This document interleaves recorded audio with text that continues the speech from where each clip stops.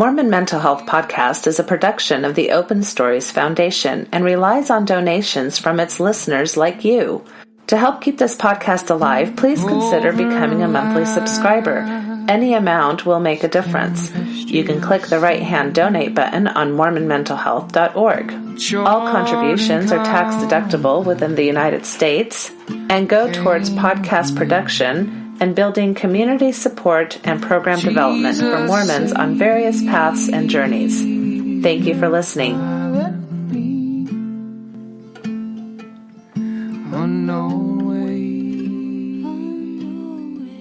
Hello and welcome to Mormon Mental Health. I'm Jennifer White, and today I will be the host for this podcast. I'm super excited today to interview Kimberly Anderson. She's a dear friend of mine for many years. We've had great friendship. But before we get started, there's a few things I do want to mention. Mormon Mental Health is sustained only through your donations. It costs about $5,000 a year just to barely cover the costs. So anything that you can do, we really appreciate. And there's lots of ways that you can also support us in non-financial ways. So liking us on Facebook, sharing this podcast, sharing any of our podcasts, making comments, telling friends, suggesting topics that you want to hear us cover. All of this stuff is so helpful and we appreciate it. So, and now it is my pleasure to introduce Kimberly Anderson. So I'm going to read a little bit of her bio. She's a practicing therapist with her master's in counseling psychology from the University of San Francisco. And this is her second master's degree. She's actually worked a lot of different places. One of the places is as a behavioral health facilitator at Sacramento Native American Health Center, which I just think is really cool. She's the founder and photographer of the Mom Dragon Story Project. And she's also one of the hosts for Sunstone Firesides podcast. So, well, Kimberly, welcome to Mormon Mental Health. It's great to have you. I'm excited to be here. Thanks, Jen. Oh, This will be fun. Yeah. So can you tell us a little bit about your background? Just whatever you want to share. Sure. Since my story is really long, I'm going to give the Reader's Digest version. The more intricacies about my younger life stuff can be found elsewhere. Suffice it to say, I'm a transgender woman, and I transitioned about 6 or 7 years ago, 5, 6, 7 years ago, depending on who's counting. I was raised as a Mormon boy in northern Utah in an Orthodox Mormon family. I was raised on a horse farm, so we learned how to work. My mother was a singer and a classically trained musician and classically trained singer. And so my dad taught animal science at Utah State. My mom taught voice at Utah State. So music was a big part of our lives growing up. We all played multiple instruments. We all knew how to ride horses. We all knew how to muck out a stall. We all knew how to do kind of both sides of this life of culture and refinement, but also this blue collar, working in the dirt. Okay. Well, I'm curious. What instruments do you play? I played the violin for about 2 months, and then I switched. Let me think about this. Started on the piano. Okay. Then I did the violin for a summer camp for about 2 months. Went back to the piano, and then I started playing the trombone in junior high school all the way through high school and into college. Played in the jazz band at Utah State University for 2 years. Oh, that's awesome. Yeah, it was really fun. So music's a big part of my life growing up, and although I'm not a practicing musician, I consider myself a fan of music.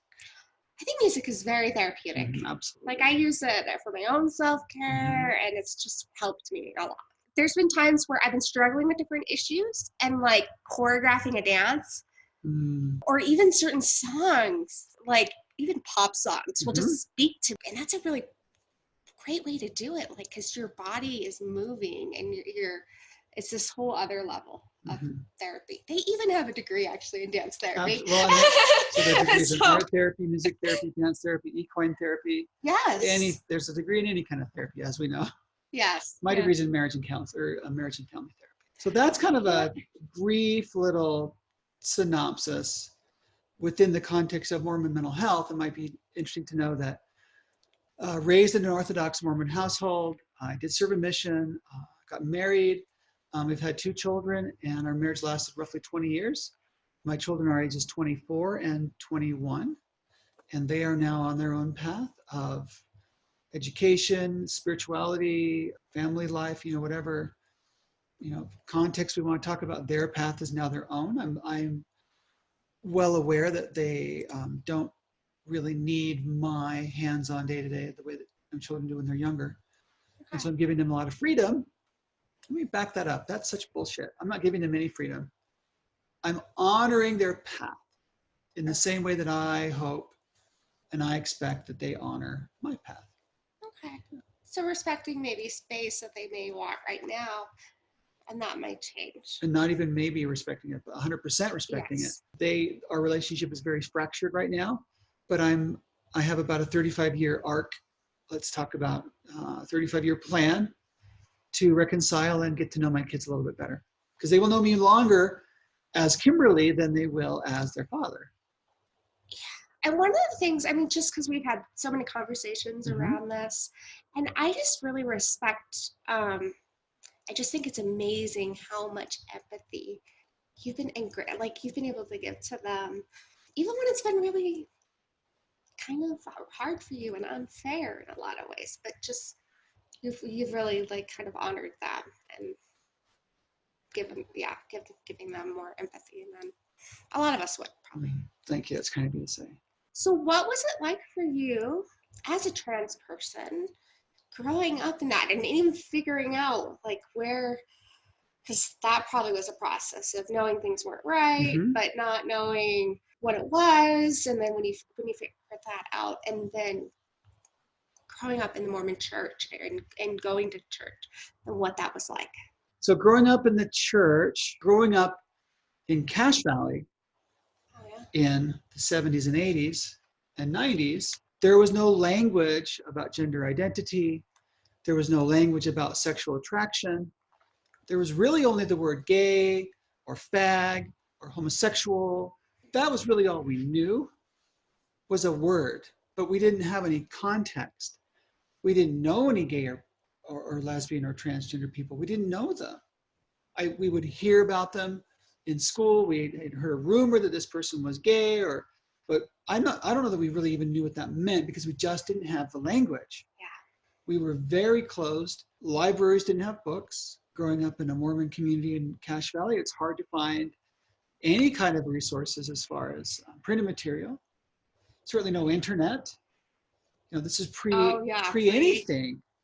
So there was no language, there was no context. And so for me, there was a great deal of confusion, because finding out or deciding who I am, and confusion not as to what my experience was or how I felt, but confusion as to putting a name to it, knowing what to call it, knowing what it was. Now I'll slip into the Mormon component, understanding that what I wasn't deviant, wasn't contagious, wasn't a sin, wasn't abhorrent. Understanding that what I was a natural variation of the human experience. So within Mormonism, especially very recently, we've been hearing messages for LGBT people that they're assigning identities of confusion, identities of spiritual less thanness. Mm-hmm. Been called some very hateful and derogatory terms by both Dallin Oaks and Russell Nelson. Yeah. Which in my current line of work and in my professional lived experience, I know those things are not true. Yes. There's research that bears out the fact that what they're saying isn't true. Mm-hmm. Additionally, my personal lived experience and the personal lived experience of thousands and thousands of other LGBT people are contrary to the messages that we were getting recently from Dallin Oaks and Russell Nelson. Yeah.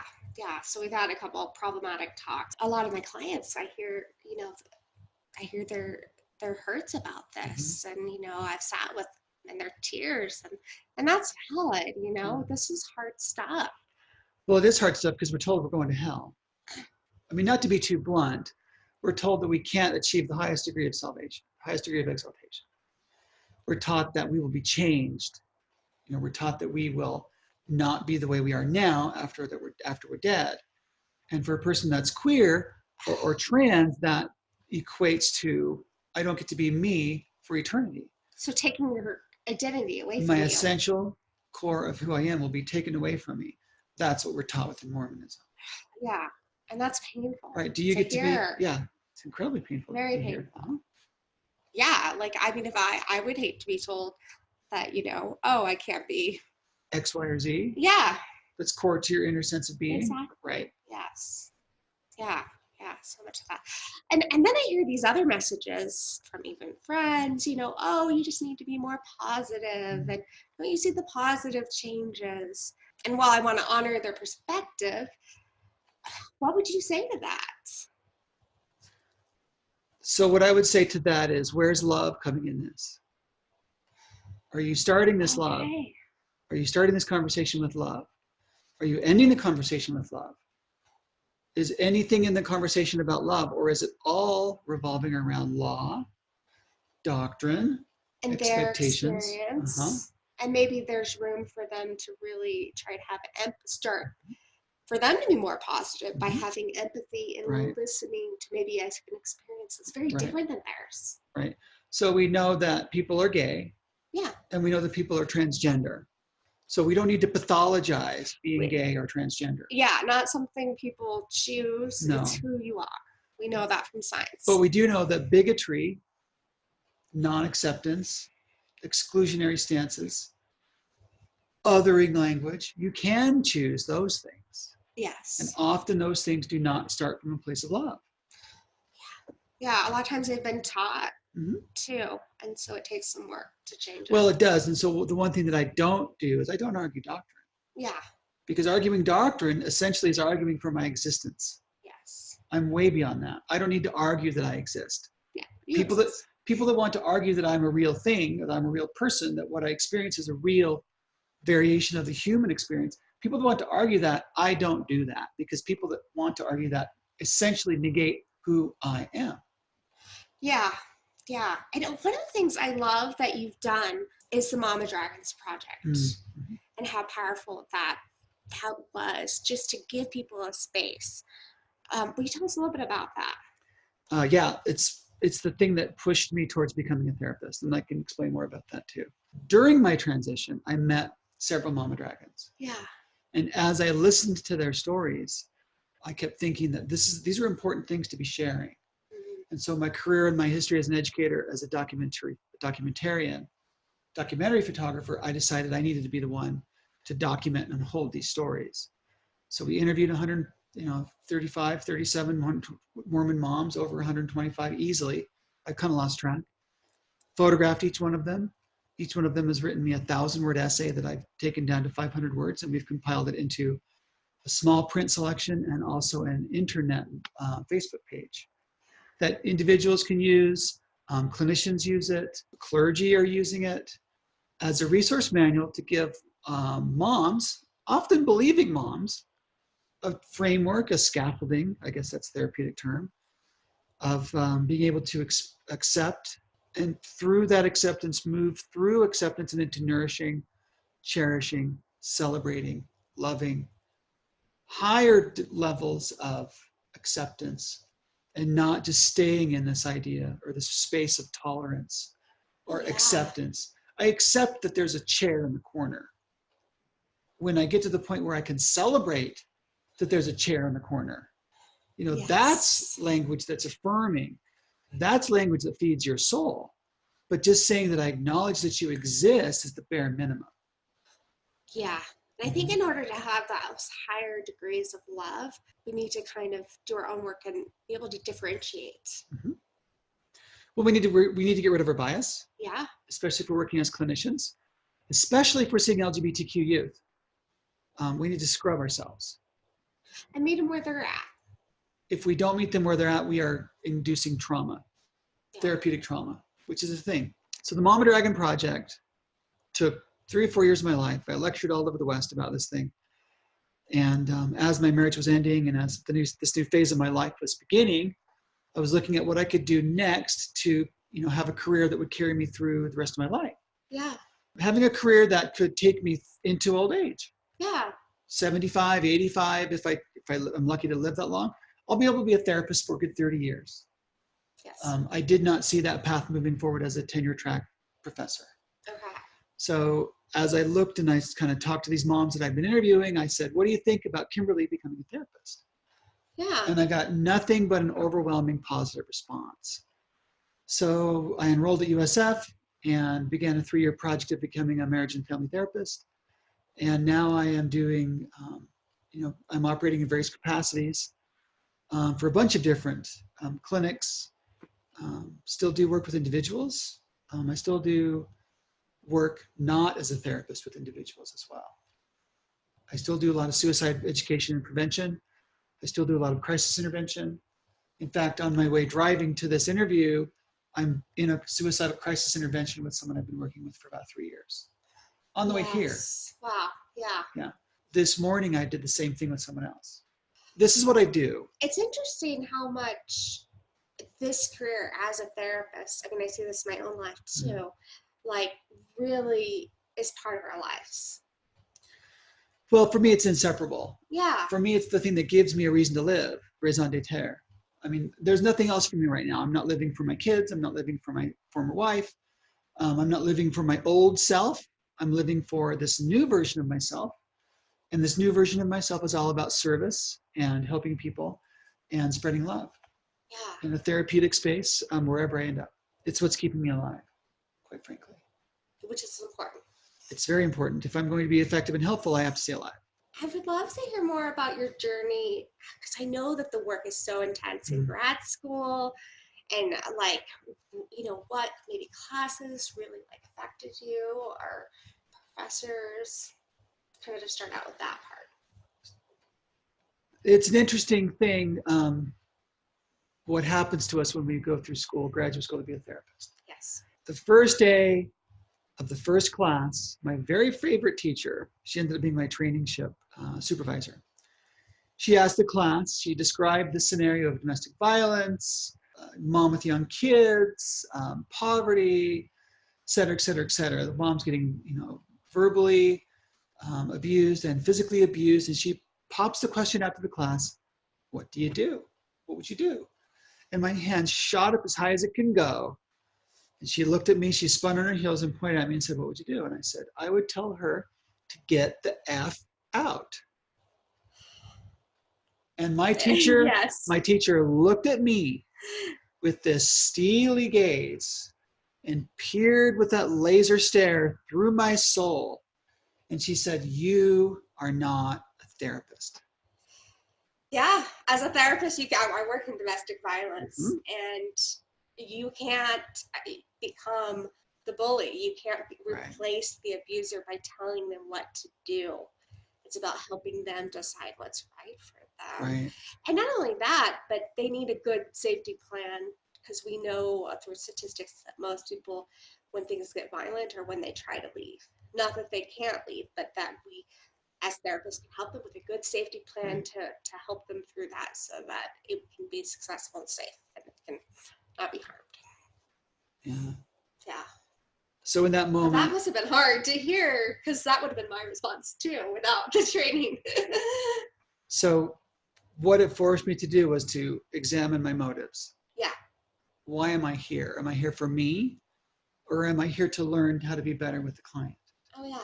So most of the work I did during graduate school was about suspension of ego. Yes.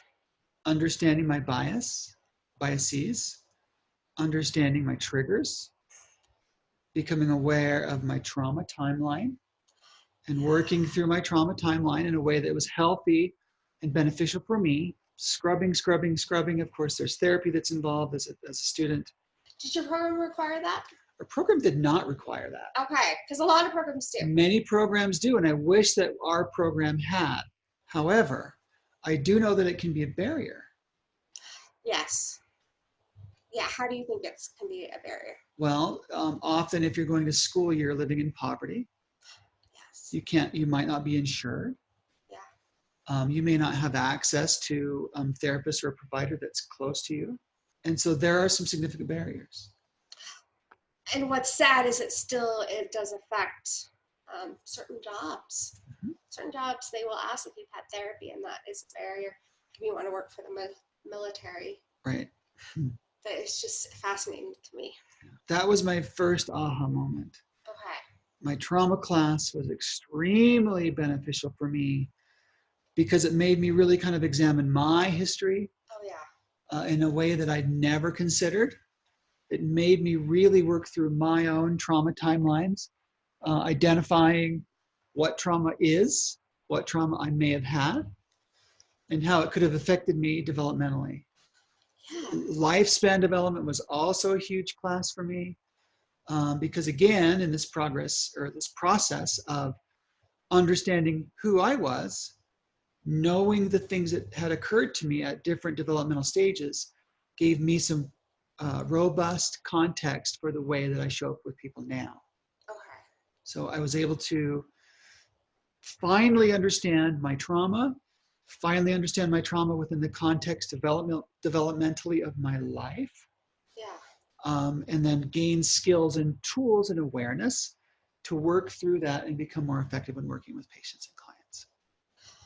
Yeah, no, I had a very similar experience as far as like so much of the work in grad school. I mean, so many papers are about really learning and understanding my own experience with different issues because you need to be able to not only understand that, but then separate that and know your biases so that doesn't come across, in your treatment plan of trying to make people be like you or whatever, Right. like, yeah.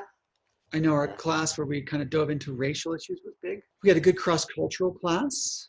We had a very good transitions class that I use those ideas often.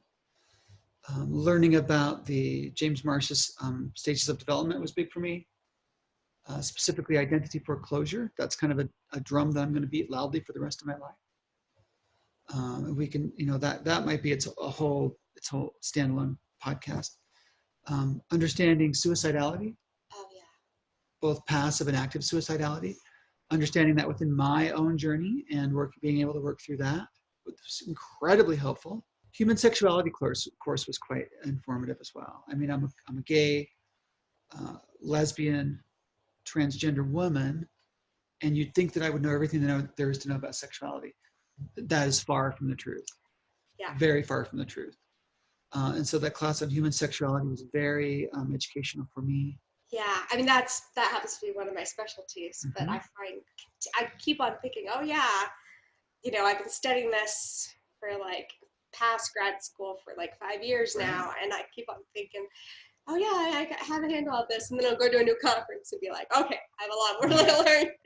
So it's an ongoing process. Yeah, how comfortable are we working with the polyamorous kink community? Yeah, and I've gone to trainings and a lot of conferences on that specific topic. And that was actually the theme. I think it was a year or two ago at one of my conferences, and it was takes you out of your comfort zone. It's good because you need to do that before. It's supposed to. Yes, and then so you can deal with any feelings of not being comfortable there, rather than in front of the client, because that you don't want them to feel like what they're doing, we're judging them, I guess. Right. I know within the Mormon context, a lot of the things that we are forced to address as therapists may not be within the scope of belief or of practice within Mormonism. A lot of the things that we're confronted with as therapists fall kind of directly outside of what an active practicing Mormon might believe. So I think as, coming back to the Mormon Mental Health podcast, it's going to be really important to understand that your journey is not their journey.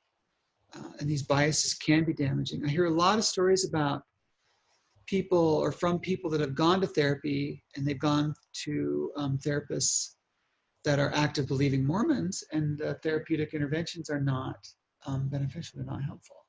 Okay, yeah. Mainly based around, promoting the idea that, whatever you may be going through can be cured by praying harder, reading your scriptures more. And I hear these stories coming from practitioners and I'm kind of blown away. Yeah. And my job's not to throw anybody under the bus because I'm a baby therapist. This is brand new for me. But I know that from ex-Mormons and LGBTQ active and former Mormons, the evangelizing form of therapy from believing Mormon therapists is very, very destructive and problematic. Well, and this is where our ethics come in. I would hope so. Yeah, as a therapist, it's not your job to be a missionary or to be, you need to make sure what you're doing is evidence-based and that there's research behind it. Right. When I'm feeling depressed or down, just hearing, oh, you need to pray more, you need to read more, you're just not doing enough is kind of not what is helpful for me. Like I sometimes I just need people to kind of sit with me and hear me and validate me. And, before any type of intervention, would come, like, I need that. Like, otherwise it's kind of like, okay, now I feel worse about myself. Well, so what's the most important part of the therapeutic relationship? Being able to sit with them and have empathy. The way that I start is with trust. Yeah. If we can't break down some barriers and get to a point where they can trust me, I'm ineffective as a therapist. Yes. And so you're right, a large part of that gaining their trust is just sitting with them, witnessing their pain, witnessing their discomfort or their struggle, and exercising pure empathy. So I always try to start by establishing trust. And sometimes that involves, disclosure or even over disclosure, but I'm okay with that. Yeah. People come to me for a reason. Oh, yeah. People are coming to me because they know certain things about me. And so to not talk about them is to ignore the elephant in the room. Yeah, that makes sense. Yeah. Again, I don't want to throw any clinicians under the bus that may be active or practicing Mormons. That's not my job. But I do know that often I hear stories that are not helpful from therapeutic therapy sessions by people that are not so believing anymore. My inclination is to assume best intentions by everyone that's doing this, the same way that I would hope that they assume that from me. And until shown otherwise, that's what I have to go on. It's best intentions of a ethical, helping, compassionate practice, and that's really all I try to do. Oh, yeah. Is have that type of a practice. There's definitely a certain art to therapy, and everyone's going to have their own ways of doing take on that. things. Yeah. And so those are some things from USF, kind of those aha moments. It was a Jesuit education, so Jesuit school, which means it's kind of social justice, focused. What primary actions can we take for people that are minorities? So that was a big deal.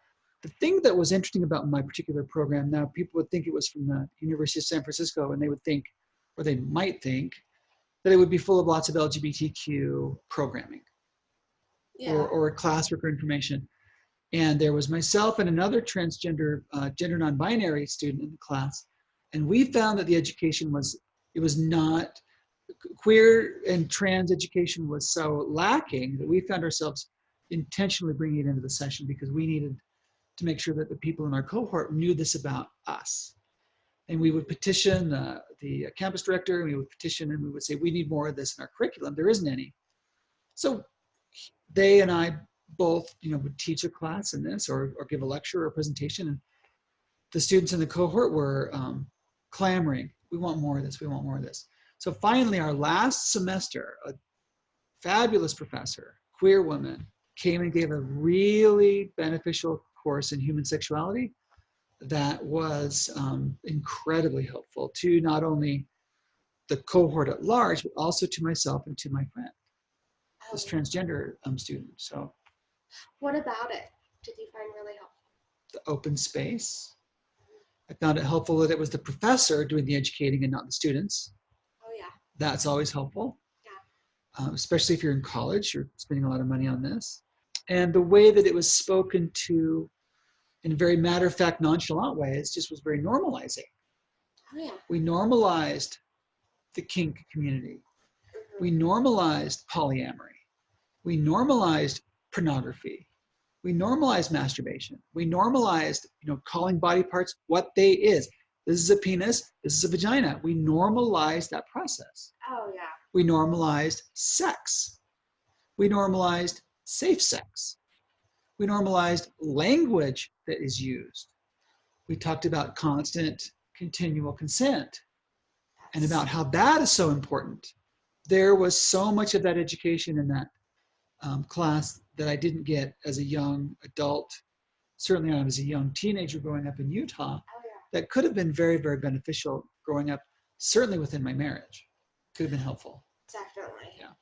Definitely. So that was, the queer component was the human sexuality class was very powerful. Yeah. Very powerful. And then the trauma class was very, very good. We did Vander Kolk, that book, Body Keeps the Score. And then we did another book, Parenting from the Inside Out, which is a very powerful book. Probably the other thing that was the most beneficial, quite frankly, was the trainingship, the internship placement, and the supervision from that, the individual supervision and the group supervision. That was very, very, very beneficial. To just go and do and make your mistakes and learn some things and then come back and discuss them in a context of safety. So my internship, I was placed at a K through 7 elementary school in Sacramento. Yeah. Title I school, which people may not know. Title I means low income, high poverty, 95% Black and brown students. Yeah. Lots of free school lunch, thousands and thousands of dollars of push-in services in the form of technology, personnel, additional staff, trained staff for special ed. And then there was also pull-out services offered that were kind of above and beyond anything I'd ever seen in any part of my children's education. Yeah. So they were pumping a lot of money into the school. I have mixed feelings about that, but I'm not an educator any longer. Well, that's not true. I'm not an educator in that school, so I can't really have an opinion about what they were doing. But the Title I school taught me a lot about race. Yeah, I'm sure. I had to unlearn a lot of things about race. Look at your own biases, change those. Yeah. I love that this was in Sacramento. I used to live there, so. Oh, right. Yeah. The other thing that was, I was not out at my school. Okay. I was not out. And was there even room to be out? Sacramento can be kind of conservative. I was not out because my supervisor and I ultimately decided that that's not the place that you hold space as a therapist and be out. Okay. Because it wasn't, yeah. Because it's not about you, it's about the kids. It's about the kids. And so the one way I was visibly queer was to wear a rainbow lanyard with my school credential on it. Okay. And I had lots and lots of kids come out to me and disclose their sexuality or their gender identity to me. Yes. Because they saw me wearing this lanyard. Interesting. Yeah. Okay. Because I do keep things up in my office. Mm-hmm. We signal to people. Yeah. Mm-hmm. Rainbow things to make it that it is safe. And it's interesting how in some ways I probably have more freedom with that. Interesting. Or, yeah, just because of privilege and how our society is. Well, so let me talk about that just a little bit. When I'm working, I have the ability to kind of know some of the problems being raised by a family that's not supportive and encouraging and accepting. When I'm working with a kid that comes from that kind of a family, I have to be very careful that it's not about me wanting to rescue that kid in the same way that I wanted to be rescued when I was that age. Yeah. The countertransference is very, very, very strong. The result of that is that I tend to move even slower through any therapeutic process that might involve sexuality or gender. Oh, yeah. I actually move slower than a cis straight provider might because I don't want to be accused of fishing or of converting a kid to being trans or a kid to being gay. I can't afford that. Specifically in a school environment. Okay, yeah. So I would move very slowly and I would work on other things that were kind of surrounding gender identity or sexuality. That's sad to me that like society might be more harsh or more likely to accuse you of that. Thank you. But that's the harsh reality of what's going on. Yeah. Especially in therapeutic spaces. I'll tell you one more quick story. Speaking of privilege. So I show up on day one, with my little bag and I'm wearing a little pencil skirt, my cardigan, and hair is just, a little bit down. And I walk into the school and everyone's looking at me like I'm the new principal. Really? Mm-hmm. Everyone except for the principal thinks that I'm the new principal. Okay. Students asked me if I was the new principal. Parents asked me if I was the new principal. Yeah. One student even asked me if I owned the school. Wow. Miss Kimberly, do you own the school? And I said, let's talk. Okay. And I said, no, I don't own the school. The truth is, your parents own the school. You own the school. Yes. I work for you. I work for your parents. Yeah, I don't own the So school. where do you think that was coming from? Like, white, educated. I'm tall. I have an air of self-confidence. yeah. I may have been dressed nicely, maybe nicer than normal, certainly nicer than a teacher was. Okay. I think that they saw the package and they automatically assumed that I was a person of power, which I am, and privilege. Yeah. And so the only thing that could make sense in their own head was to make me the principal. And I was older. So the age thing plays into it as well. Yes. So I learned a lot at the Title I school, working with those kids and being closeted. I think at times it did take a bit of a toll on me. That's what I was thinking. That had to be hard, like, because that's who you are. I don't know that it had to be hard. Occasionally it was hard, but I was out in the way that I knew that I could be out, and I was visible to the kids that I knew needed me the most. Okay. Well, that's important. And word got around ultimately that, Kimberly was a safe person if you're queer Yeah. or if you're trans. And so let's go work with Miss Kimberly. And so that was nice. Yeah. Yeah, but I never disclosed to any of the students ever. Yeah. Never disclosed. Yeah. Okay. So it got to be about them. Yeah. It had to be about them. Yes. Yeah, it's never about me. Although sometimes I wish it was about me, it can never be about me. Now I'm curious, any other parts of your journey that if you want to share about what kind of, I know the Mama Dragons were part of like you wanting to be a therapist, but were there any other components? Like how did that happen? Like that's a big change from being a photographer, a professor. Yeah. Well, and what I found is that some of the skill sets do carry over quite seamlessly. And some of them carry over, but in a different flavor. Okay. And some of them don't carry over at all. So I had to kind of figure out which skills I could use as a professor that I could also use as a therapist, which skills I could use as an artist that also works as a therapist, and which skills I couldn't. Okay. And basically the ones that made it about me centering myself in the room, were the things I had to shed, and the things that made it more about them in the center of the room, those are the things that I had to enhance and learn more about. So what were some of those things?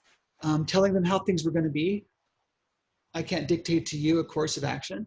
Okay, yes. I can't give you an assignment and expect you to do it exactly the way that I want you to and then give you a grade. Oh, yeah. I don't grade. There are, yes, I give a lot of therapy homework, but it's not about the process. Yeah, when we give homework, it's about process. It's not about grading. It's never graded. No. I know that when I'm doing art therapy with a student, my job is not to instruct them on art. Yes, which you know about. A lot. Yes. And so it's hard for me sometimes not to want to help them learn how to do art better. Yes. But instead just let them do the art the way that is beneficial for them and let the art serve as a catalyst for conversation. Yeah. Yeah, then art's not about me. Even though I want it to be about me, it can't be about me. Yeah. Even if it's my specialty. Yeah. Even if it's my passion and the thing that I have another master's degree in, the art can't be about me. It has to be about the kid. And facilitating a therapeutic event. Facilitating a therapeutic conversation where we can get into some things that they may have been avoiding. Yeah. So decentering myself,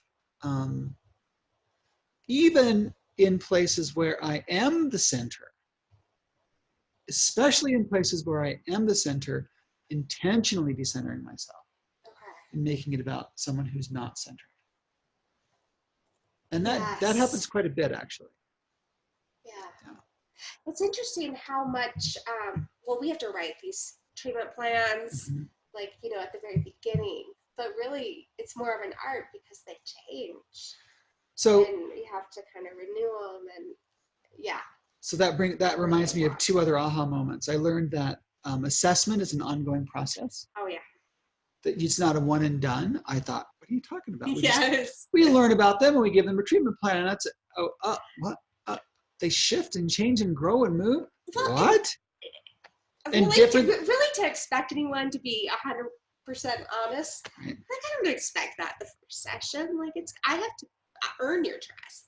There's that's going to take some time, and it's okay when other stuff comes out later on. I expect Well, that. and stuff does come out that you hadn't covered in your Of first course. assessment. Yeah. Yeah. So there were a lot of aha moments about understanding myself and decentering myself, suspension of ego, brain development, stages of life development, trauma, understanding of trauma, integrating all of the pieces of who I am into a complete person, not being a different person in any given space. Showing up in this space, essentially it's the same person that I show up in this space. Not having a conflict, not having a different hat I put on. Interesting. Yeah. Okay. I really want to hear more about what that looks like, because I feel like often as a therapist, sometimes I have to take off like my Mormon hat and put on my therapist hat and make sure that there's that distinction, that integrating yourself. I mean, that first of all, it makes me think about the shadow self and all this other stuff, which we don't need to go into, but I definitely have different hats. So how do you do that? I think we can be complete people and have a lot of hats. Okay. And maybe just not put any of them on. Yeah. Don't put on a hat. Yeah. Start from a place of love. Start from a place of non-judgment. Start from a place of therapeutic education. Yeah. And sound practice, but not putting on different hats. Because if we put on different hats, we put on different bias. That's true. Yeah. So I have a Mormon hat I can put on, but I don't put it on because if I do, it gives me some bias. But I can stare at my Mormon hat on the wall and I can say, oh, this is what that taught me. Yeah. How can I bring that into session? Okay. Or here's my professor hat, or here's my parent hat, or here's my divorcee hat. Here's my photography hat. Here's my professor hat. I don't put them on. Sometimes we jokingly say, I'm taking off my therapist hat and I'm putting on my professor hat. And I have used that language before. But really what I'm doing is I'm just acknowledging to the client that we're going to shift gears a little bit and talk about this other area that I'm educated in and we can share in session. Yes. Not putting on bias, but using my education in a way that's beneficial for the client. Okay. I don't know if that makes any sense at all. No, that makes sense, yeah. Or if that's maybe even splitting hairs. Or maybe even if it's not acceptable. I don't know how any of this is going to land on anybody out there. I just know that this is how I'm experiencing my education and my initial toe in the water of becoming a therapist. Yeah, and being able to use all the things you've learned from so many diverse experiences that you've had. I've really had to suspend kind of thoughts about what's good and what's bad. I work in eating disorders as well, and there's no such thing as bad food. Yeah. There's no such thing as good food. There's just I like that. Food. There's just food. There's no such thing as bad or good food. In the same way that there's no such thing as bad or good behavior. Okay. So my soda isn't bad. No, your soda's just a soda. Yeah, I like it. Yeah. Your soda becomes not very helpful Yeah. if you drink 30 of them a day. Yeah. And you're knocking on the door of being a diabetic. That's when it becomes a problem. But it's not a bad thing. Okay. Inherently, it's not bad. Oh, yeah. It's how we use it or misuse it that when it then becomes not bad, but it becomes a problem or a challenge. I've had to suspend a lot of moral superiority, particularly when working with Native communities. In the Native American Health Center that I work at, I have to suspend all my preconceived bias about race. Oh, yeah. Native spaces, kind of scrubbing myself of that. In the same way that I've had to do that within Black and Brown spaces, just being very open to the things that they share, open to the things that they need, may not necessarily be the things that I need. Yeah, and they're the expert on their own life. And the things that they may be going through may be contrary to everything I know about human decency and improving your life. But human decency and improving your life, that's a morality play. Yeah. So I can't say your life's going to be better if you A, you're going to recover faster if you B. I don't get to judge your morality. Yeah. I mean, treatment plan's different, safety plan's different, but. Well, and the treatment plan really is about what are their goals, not what are our goals. It's collaboration. And yeah, and it's, I mean, especially like I love my experience in grad school, but when I work with teens, it's not like all of them, that was what their road should be, Right. obviously. No, I have to pick, No. I have to take my road or my thought about what your road should be Yeah. and pack it away and put it away. Yeah. Speaking of the word should, I don't use the word should or need or have to anymore. I don't use those words anymore. Nice. I really like that. That's hard, probably. Oh, it's so hard to change sometimes those habits, because I know it's a thinking error when we start saying, oh, I should be doing this and that and not doing enough. This is, a lot of negative talk, self-talk that we all have. And so, yeah, I know it's a thinking error, but it's hard not to actually use that language. It's really hard. It can be beneficial when we use the words should, need, have to less. It can be beneficial. Okay. It's easy to use guilt and shame about our own guilt and shame. Yes. So we try not to do that. But yes, suspension of ego has been huge. I've been studying a lot of secular Buddhism, actually, with Thomas McConkie and Noah Rochetta. Okay, awesome. It's two former Utahns, or at least Noah used to be here. Okay. So secular Buddhism for me is very powerful. Tapping into native culture, native ideas of deity and creator and spirit. Yeah. It's very powerful for me. Understanding native medicine has been very, very powerful for me. So there have been a lot of different epiphanies along the way regarding different communities that I work in. And being exposed to all that and being able to learn from that. Well, it just kind of, how they enriched your life. it's certainly given me a chance to see where my own biases and prejudice comes up. Yeah. My own blind spots exist, and then go, oh, Kimberly, let's work on this. Let's work on this. Let's work on this. So the various capacities I work with, or that I work in, every one of them teaches me something new. Oh yeah. Which is fortunate because I'm infinitely curious about the human condition. Who are we? Yes. Yeah, I'm infinitely curious about that. Yeah.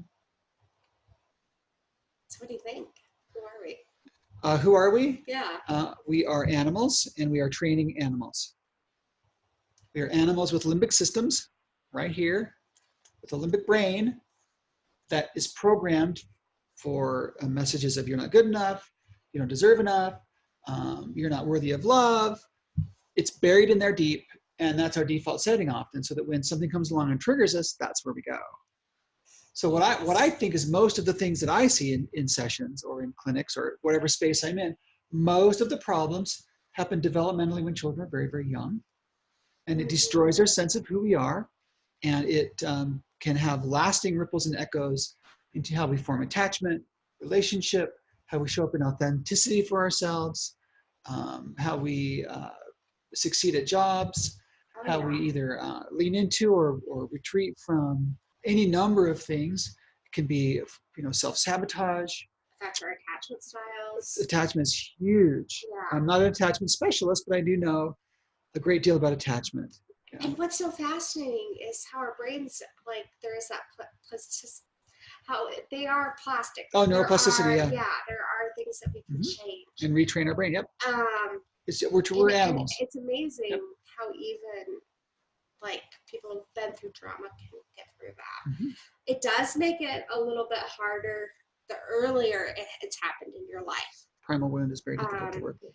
But it's still possible. I like that. When I was Ubering in San Francisco for about 2 years, I would ask this question often to people riding in the car. I would say, "What are you going to do today to change the world?" Ooh, I like that. And many people would have the exact same reaction to you. Yeah. And they would get excited and they would say, "No one's ever asked me that before." I would say that question, I would ask that question to the kids at the K-7 school, and they would not know how to answer because no one talks to them like that. Yeah. No one gives you permission to change the world. No one asks you how you're going to change the world. So often when I ask that, people are kind of taken aback, like, "Oh, what am I going to do?" And if they don't have an answer, I say, "Well, there's always tomorrow. You can be working on today what you're going to do tomorrow to change the world." That's been really fun to be able to do. The one thing that I do say to nearly every person I ever work with, and this might be a good place to kind of end, often we are yes people. Yeah. Often we do things at the detriment of self in order not to be rejected by others. That's true. I know I do that. Me too. And so what I say to clients is, I say, don't set yourself on fire in order to keep other people warm. And that's a saying that's been floating around for years. I don't know who said it first. I say it enough that people start to attribute it to me. It is not my saying, but I say it to everybody. What is it one more time? Don't set yourself on fire to keep other people warm. Okay. Like in relationships, maybe the codependent other relationships. person, oh, I need to take care of them. They matter more than I do. Deferring to your spouse. Oh, yeah. Deferring to patriarchy. Yeah. Hiding your authenticity. Yeah. And not being safe sometimes to share. Yeah. Well, and also I think we have that right to figure out what our own boundaries are. Like not everyone deserves to hear our whole story. No, that's true. Yeah, so there's some room with that. But yeah. It shows up everywhere. It literally shows up everywhere. We set ourselves on fire to make other people happy, to keep other people warm. It happens all the time, sadly. And I think that comes as a result of that primal wound. We are taught that we need to achieve some sort of performance that's acceptable so that we will be loved and we're not excluded. So I think that one of the reasons that we often destroy ourselves for is so that we please other people so that we're not rejected and we maintain our relationship of love. Yeah, well, and that's a real need. We need. Well, it's a primal. It's the Maslow, right? Yeah. Give me a furry monkey over a warm bottle of milk any day. Yeah. That's what the research bore out. Yeah. And we see that over and over and over and over and over. What is it that maybe other therapists should know about the LGBTQ experience? You know, about your trans experience. What is it that you could share that might help them? I think it's important for people to know that we know when we're young. Very often, we know when we're young. I am involved in a very kind of an elite work group in the Bay of practitioners whose emphasis or focus is on trans youth. Yes. And there's a lot of research being going on in San Francisco regarding affirmative therapies, or therapeutic models, and working with the young kids. There's a lot of research going on working with early transitioners. And knowing what we know developmentally, the younger a child is coming to me and saying they know about this or they know about themselves, the more we need to believe them. Yes. Because the less they've been polluted by society's bias. You know, and this is so interesting to bring this up. Like, because when I work with parents, often they're like, oh, I know my kids better than they know themselves, you know, and this is who I want them to be or whatever. Right. There is some type of real bias there. Or ego. Yes. Yeah. And maybe even grieving they need to do. But that needs to be done separately. It's not maybe grieving, it's definitely grieving. Grieving they have to do separately from the child. The child does not need to know about that. I know that there's a lot of disenfranchised grief with parents that they're not able to process very completely when their kids come out as queer or trans. Yeah. So disenfranchised grief is a big one. Working with queer and trans clients, it's important to know that there's a lot of internalized homophobia, a lot of internalized transphobia. Oh, yeah. I know that one of the things that it's safe to assume about a queer person or a trans person is that they have had major trauma and that a suicide assessment is absolutely necessary on the very first visit. I mean, I know our intakes do that often already, but we really need to approach working with queer people not as being damaged, not from you're broken and I can fix you perspective, but more in terms of there's a high probability that you've experienced some trauma that has led to either active or passive suicidal ideation. Yes. That, if that can be the default setting, that can be very helpful. Yeah.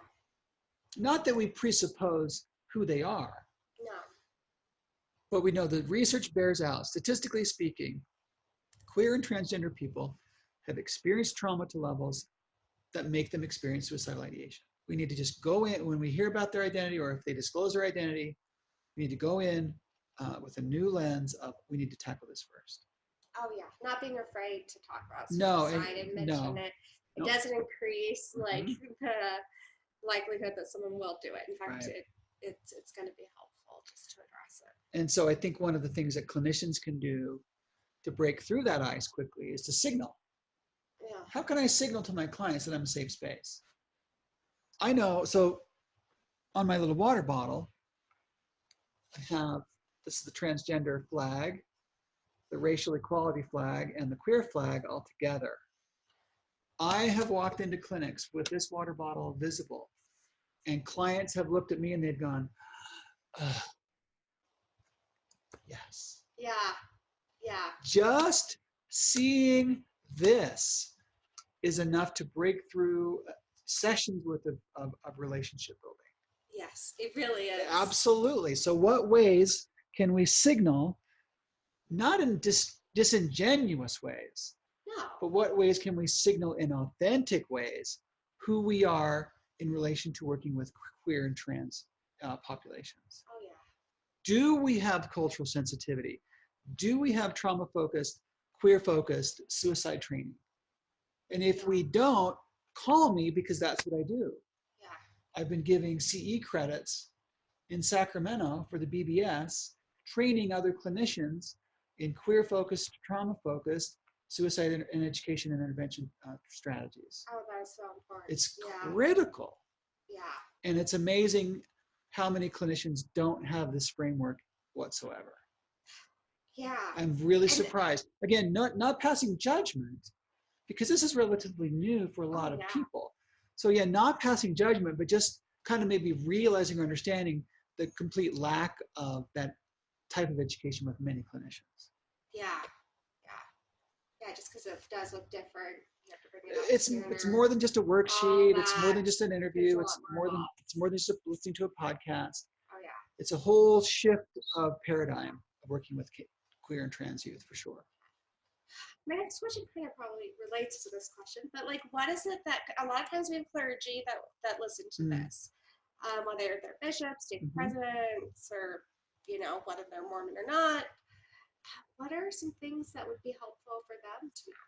Oh, from the clergy standpoint, I think it's important for them to know that there's a divine component of being queer.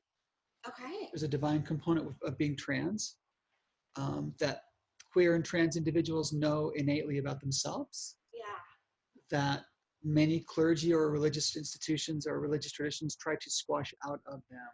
Okay. And that's very damaging. Yeah. But queer people, they know, I know who I am from a very young age. And the more you hit me over the head with messages that I'm wrong, the less likely I am to see you again, and the less likely I am to be looking out for more help in the future. Yeah. And it increases my suicidality tremendously. Yeah, absolutely. I mean, there's data. There's anecdotal data, stories, but there's also really quantitative data that points to the reality of being hit over the head with religious trauma. And I think sometimes the struggle with clergy is that their framework is one of doctrine that may or may not be so affirming. And so there could be a potential conflict between what they want to say to their client, therapeutically in a loving, helpful way, but also balancing that out with their own space where they come from spiritually within their religious community. How each individual clinician or therapist, works through that dichotomy or that conflict, I can't tell them the best way to do that. And so I would just suggest that instead of doing it a specific way, just be open to doing it in a way. Just be opening up yourself to be aware of your own bias and your prejudice, and looking and learning and listening about people that you may be afraid of, that may be different than you. That's an important one to teach with clergy. Also, it's important that to know, or it can be important to know, it can be beneficial to know, that queer people already have a connection with divine that might be more in tune than yours. Okay. So being open to, of course, some people are going to be more learning something, and learning, and not just assuming, oh, I am better at this, or I am more spiritual. If there's anything else that you think will be beneficial to share that might help any of our listeners. Oh, maybe since this is the Mormon Mental Health podcast and there are clergy involved, I can maybe just plug just for a little bit about the new work I'm starting with the group called Parity. Yes. So I was asked to join the board of directors for a group, a 501c3 from New York called Parity. And Parity is the intersection of LGBTQ space and spirituality. They work in that kind of messy space. Most of my board members are queer, trained clergy. Most of them are Black or brown. And they are incredibly compassionate, incredibly spiritual beings that have an understanding of who they are within spirituality in a way that I don't think that I've ever truly experienced before. Yeah. It's been very powerful. So one of the things I'm doing with Parity is we're going to be rolling out some new tools and some new strategies, working with educating people of faith, educating clergy and ministers about queer space and how it overlaps with spirituality. Yeah. Specifically, developing some transgender resources, doing some conferences regionally. We're going to plan a conference in San Francisco, probably the second quarter of next year. Oh, awesome. Specifically revolving around transgender issues, concerns, transgender people, and spirituality. A conference focused just on that. This is such an amazing thing to be it's going to be part great. of. I'm so excited I'm for getting you. I'm getting a UN credential. Okay. So I can go to the UN and participate with discussions that go on there. Oh, wow. I'll be traveling nationally, talking about these different things, and possibly even internationally. So it's kind of a big deal for me to be able to share some of the spiritual things that I've learned from Mormonism. I keep some of those things. Oh, yeah. Some of the new things that I've learned about spirituality from Native spaces, from other spaces of color, being appropriate and not stealing those things, but integrating them in a way that's more honoring the traditions that I'm learning from. But using this whole, certainly secular Buddhism, using this holistic approach to my own spirituality, putting it within the context of queerness, specifically a context of transgenderness, and moving forward and working with other people of faith and other leaders, faith leaders. And talk about like what a great opportunity to make a difference on a large and really influence the world for better. Like your question, Right. What can I do to change the world? Well, and so USF's motto is change the world from here. Oh, I like that. I do too. And we can change the world from where we are. Sometimes those things are small and sometimes those things are a little bit bigger. Yeah. Fortunately for me at this point in my life, I have a lot of chances to do some big things. So I take advantage of that and I use my privilege and I try and do those things. I love that. Yeah, Parity's going to be very I'm good gonna work. really want to hear about how this whole new journey is for you. Thank you. I do. I have to even do a whole podcast. In a year we could certainly. We could do it. Here's how my last year at Parity worked out. Well, I just appreciate your time and you being willing to share your expertise and your being vulnerable and sharing your experiences with us today. Thank you, Jen. It's really been so valuable, and I hope that that a lot of people will hear this podcast. And is there any way that if people want to connect with you, what's the best way for them to kind of? Probably the easiest way to connect with me is to just find me on Facebook. Okay. I'm really active on Facebook. They can email me as well. It's KIIMBERLY.Anderson@gmail.com. So 2 I's in Kimberly, because the one-eyed Kimberly was spoken for. Okay, yes. I am certain the one-eyed Kimberly.Anderson gets a lot of my email. Oh, yes. Sadly. So if you want to email me, it's KIIMBERLY.Anderson@gmail.com. My name is spelled though with 1 I. Yes. Yeah. So that's what, and Facebook, of course. Yeah. Well, again, thank you. You're welcome. And I do want to have you back because I know there's a lot of different topics I want to talk to you Well, about. so that's we're just scratching the surface on a lot of stuff. So Yeah. this will be fun. This was fun. Yeah. All right. Well, thank you. Thanks for joining us today at Mormon Mental Health Podcast. I hope you all have a great day. Thanks. Thanks for joining us today on Mormon Mental Health Podcast. If you enjoyed this episode, please help us and become a monthly subscriber at mormonmentalhealth.org. The goals of this podcast include education, advocacy, and the mental health and general well-being of Mormons and their families. We can't further this work without your support. Music for this episode was provided by the Lower Lights. Over life's tempestuous sea, chart and compass came from thee. Jesus, Savior,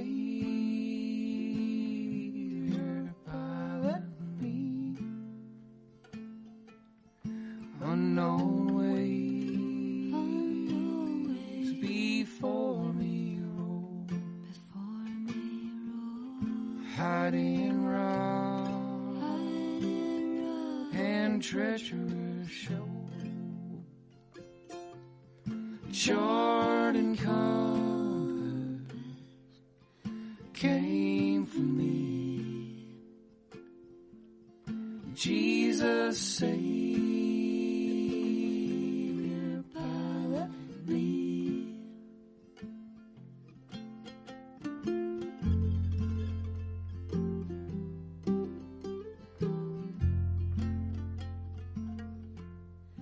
As a mother stills her child, thou canst hush the ocean wild, wondrous sovereign of the sea. Jesus, Savior, pilot me. Boisterous wave, obey thy will.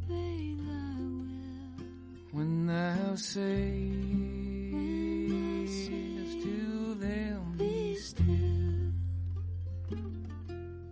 Wondrous sovereign of the sea. Jesus, Savior, pilot me.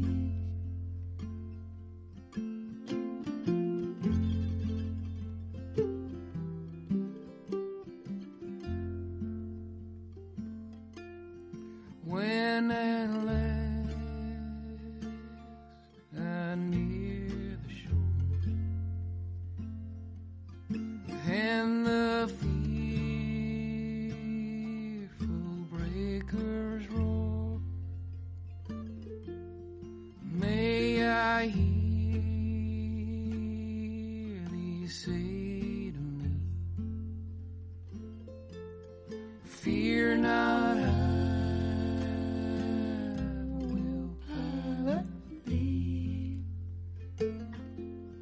Twixt me and the peaceful rest, then while leaning on my breast, may I hear thee say to me, fear not.